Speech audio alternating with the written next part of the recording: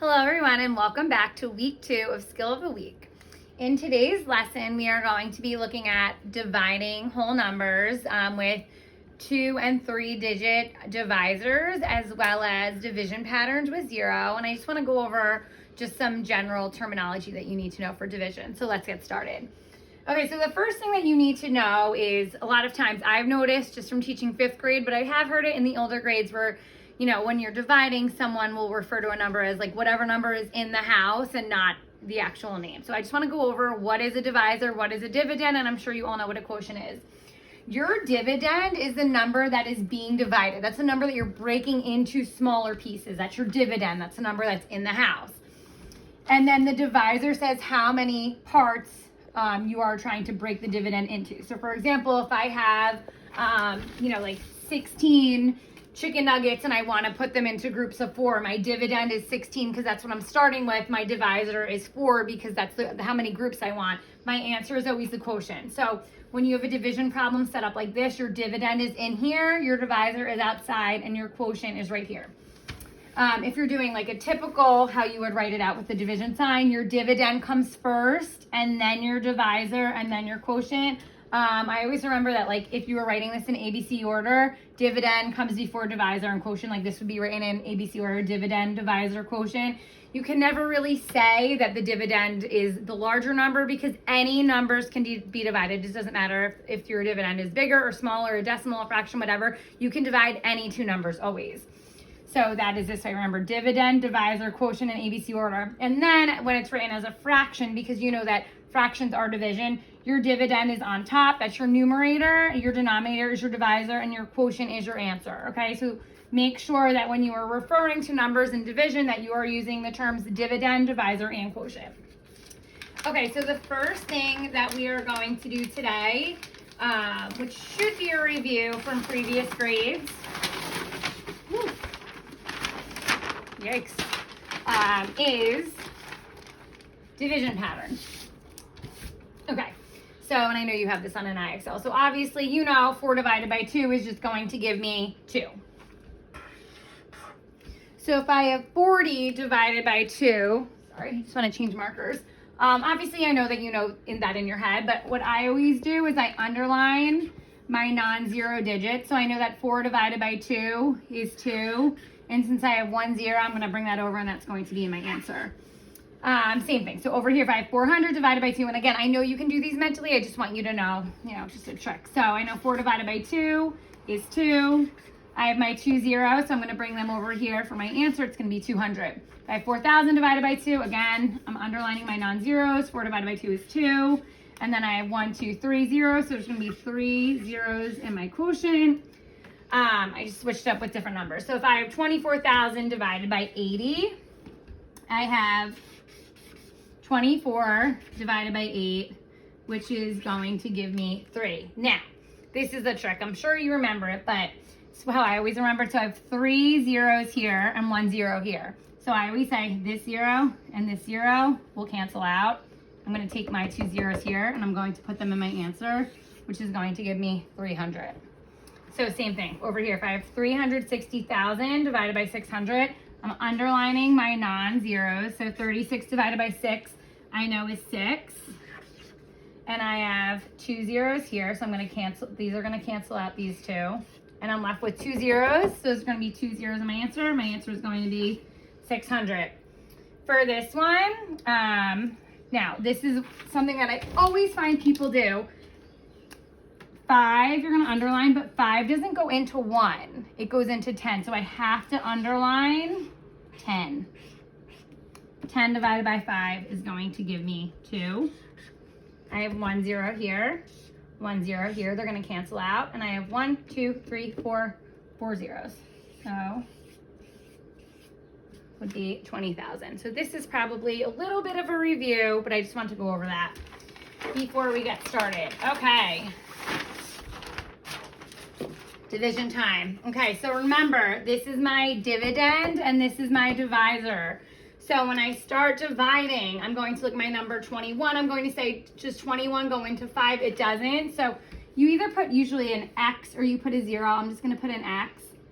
it's very important, I'm sure you've heard this throughout the years, that you make sure that you line up your numbers. So my first answer, my quotient, is going to be over this 0. So does 21 go into 5? We know it doesn't. 21 goes into 50. How many times? I'm going to say, okay, I know it goes in twice. So I'm going to put my 2 here, my first answer, my quotient. I know 2 times 21 is going to give me 42. 50 minus 42 is going to give me 8. Now I bring down my next number, which is a 1. I'm going to say to myself, 21 goes into 81 how many times? And I know that it's 3. So I'm going to put my 3 right here on top of my 1. I know 3 times 21 is going to give me 63. And then 81 minus 63, so I'm just going to subtract. And I got 18. I'm going to bring down my 6. Okay, 21 goes into 186. How many times? Let's say I want to just guess. I'm going to say, I think it's 8. So if I want to do on the side, 21 times 8, I know 8 times 1 is 8. 8 times 2 is 168. So even if I wasn't sure, I could do 21 times 9. It's always good just to do all your numbers just to check. So I know 189 is too high, so I'm going to go with my 8. And again, it's going to go right on top of my 6. 8 times 21 is 168. I'm going to subtract. And I get 189, which I actually know 21 times 9 is 189. So that goes in evenly. So my answer is 2,389. That's my quotient. Remember, all of my numbers are on top. So that is another thing to know, just in case you get confused. Let's say that my 9 ended up being here. I would say, I must have not been done with the problem.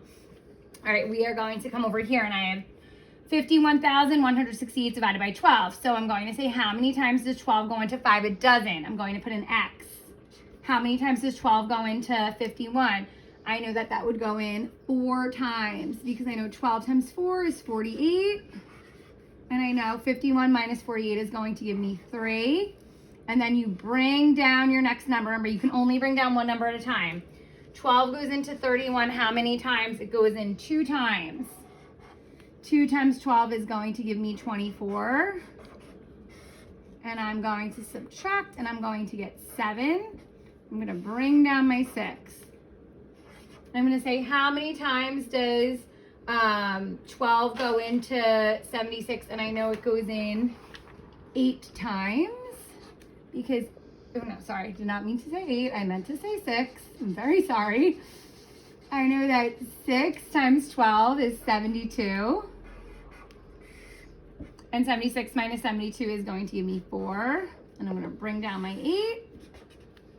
12 goes into 48 4 times. So my answer is 4,264. How's everyone doing so far?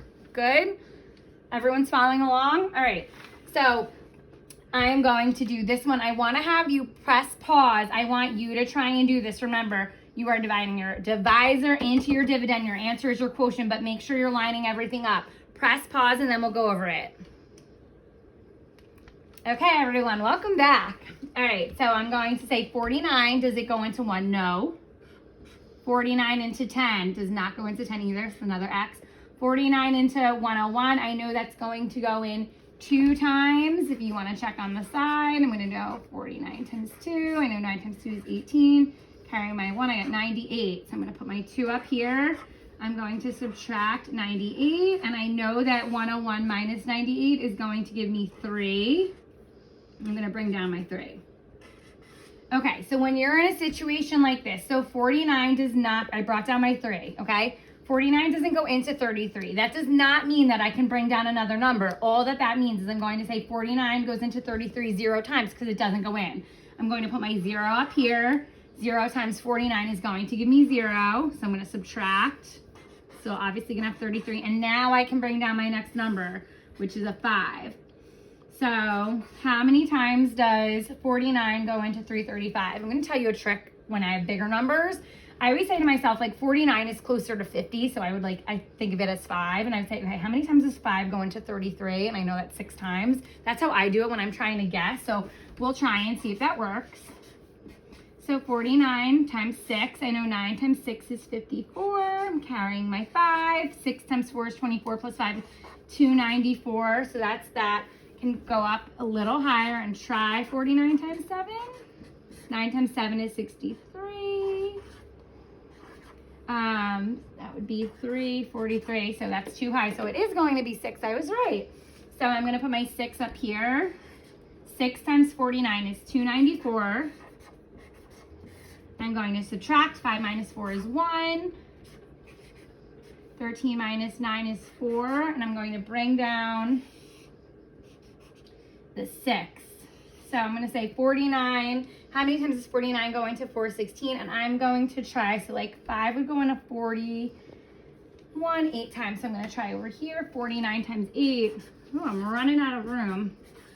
And I know 9 times 8 is 72.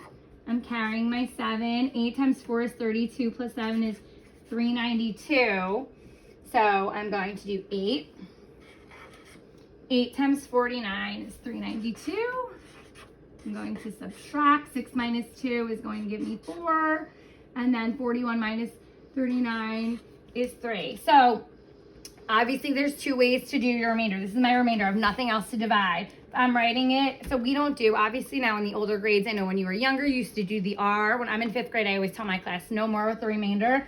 We do it as a fraction. So I'm going to take my 34. I'm going to put it up here as my numerator, because it's 34 out of 49. So it's 34 over 49. That is my quotient. All right, we just have a few more. I want you to pause this one. So I have 200,000 divided by 56. Pause, and then we'll come back. All right, so I'm going to say 156. Now, again, we've been doing 2-digit divisors. Now we're upping it, and we're going to have a 3-digit divisor. So 156, we know it doesn't go into 2. We know it doesn't go into 20. It's actually kind of easy for us. And we know 156 is obviously going to go into 200 just one time. So 1 times 156 is 156. So I'm going to subtract,